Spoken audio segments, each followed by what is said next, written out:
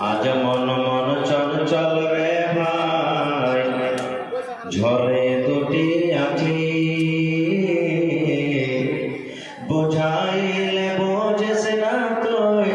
কোন জঙ্গলের পাখি রে আজ মন মোর চঞ্চল রে আজ মন মোর চঞ্চল রে ভাই ঝরে দুটি আঁখি বুঝাইলে বোঝিস না তুই কোন জঙ্গলের পাখি রে আজ মন মোর চঞ্চল রে কাঁচা বাঁশের খাট বাঁধিবে শুকনো পাতের কাঁচা বাঁশের খাট বাঁধিবে শুকনো পাতের কেমন করে বাঁধবে রে মন চলবে না তোর জোর রে আজ মন মোর চঞ্চল রে আজ মন মোর চঞ্চল রে ভাই ঝরে দুটি আঁখি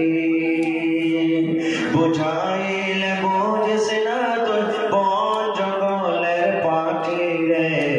আজ মন মোর চঞ্চল রে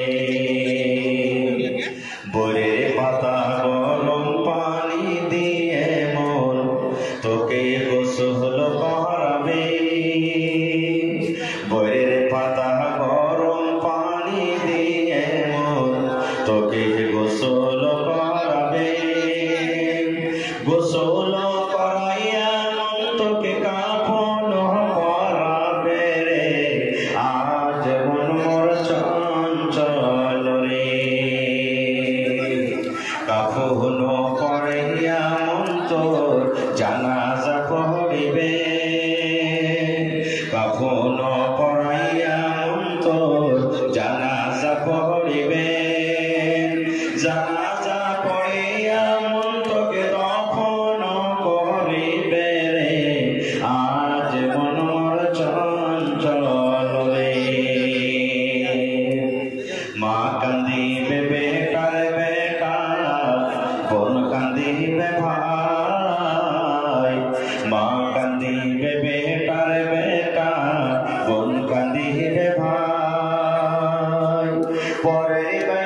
পরের বেটি সে কাঁদবে আর কোনো উপায় নাই রে আজ মন মোর চঞ্চল রে মা কান্দিবে বেটার বেটা বোন কান্দিবে ভাই ঘরের বেবি না রে কাঁদবে আর তো কেহ নাই রে আজ মন মোর চঞ্চল